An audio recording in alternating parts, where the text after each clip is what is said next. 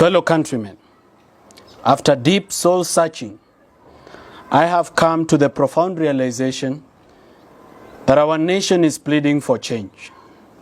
The youthful generation of this country have led the way into the light. We owe them a huge debt of gratitude.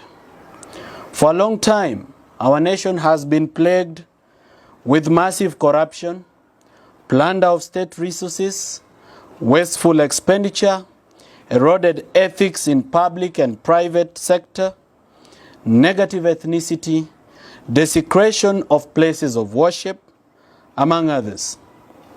I feel your pain. I want a better Kenya too. My children want a better Kenya too. My wife Rachel has told me stories and dreams of us falling in love again in a new country called Kenya. For this reason, I have decided to lead the way. Fellow countrymen, before I declare the raft of measures to be undertaken by my government in the pursuit of a better tomorrow, I want to remember the heroes who have lost their lives in this struggle. I condole with your families. I cannot pretend to know how you are feeling, but I want you to know that I am truly sorry. I may not be able to restore the lives of your dear departed, but I have made a committed resolve to remember them as heroes of Kenya and confer state honors upon them, as is my power under the Constitution. Be assured that the government of Kenya shall bear the cost of a state burial for each of them, and the families will also be compensated accordingly.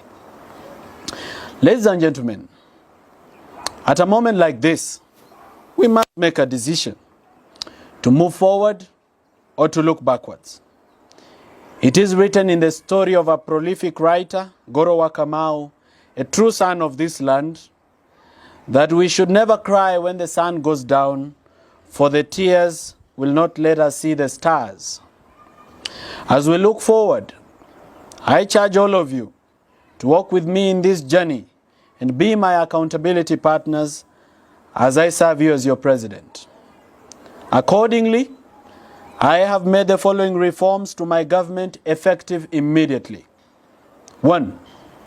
By the power delegated to me by the people of Kenya under Article 152 of the Constitution, I hereby dismiss all cabinet secretaries serving in my government. They shall cease to hold office forthwith. I will appoint a new cabinet within 14 days to help me in the priority business of our country. 2. Further to the foregoing, I shall within 7 days appoint a non-partisan multi-sector committee to vet all public officers serving in senior positions in the executive, to determine their suitability to continue to hold office and to draw salaries from the national wallet. I shall conduct this radical surgery to root out all officers that have normalized corruption, glorified incompetence, and made a mockery of public service. This shall apply to all principal secretaries, head of parastatals, presidential advisors, state house staff, among others. As the leader of the Kenya Kwanza coalition of parties, I have summoned a parliamentary group meeting on Wednesday, 3rd of July, to discuss a reorganization of our parliamentary leadership in a manner that reflects the aspirations of the people of Kenya. I hope that upon resumption of Parliament, the first order of business should be to constitute the Independent Electoral and Boundaries Commission to facilitate democratic processes that may ensue. Ladies and gentlemen, it is important that we appreciate the fact that our constitution is not perfect. It requires serious reform to achieve a higher level of accountability and good governance.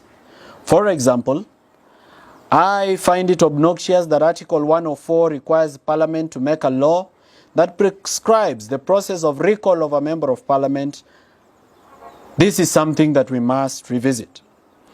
Upon constitution of the IEBC, we shall propose a referendum process to re-examine the Constitution for it to reflect our national realities and aspirations as a people.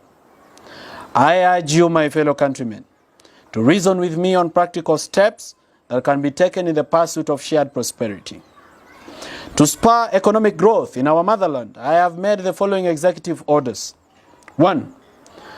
I am this evening instructing the Governor of Central Bank to within 21 days develop a mechanism where small, medium enterprises, SMEs, can borrow business loans from banks at a special interest rate of 8% to 10%, which will enable business expansion and job creation for our youth. I am this evening instructing the Director General of the Energy Petroleum Regulatory Authority, EPRA, to immediately prioritize issuance of licenses to any person who wants to generate affordable electricity for Kenyans. The authority should develop comprehensive regulations to open up the energy market for investment. This will help lower the cost of manufacturing and spur growth in the manufacturing sector, thus creating jobs for our youth.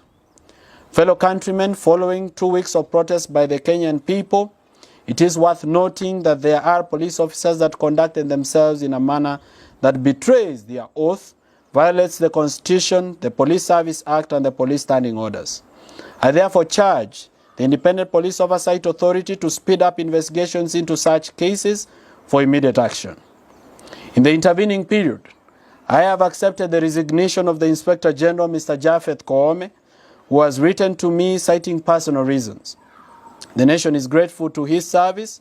I have forthwith recalled the Deputy Inspector General Noor Gabor, who is on a UN mission in Haiti, to report back to office and act as Inspector General until a substantive office holder is appointed. In the coming weeks, I will announce more measures to be undertaken by my government in furtherance of radical reforms that are in pursuit of our shared prosperity. Thank you, good people. I won't be taking any questions today.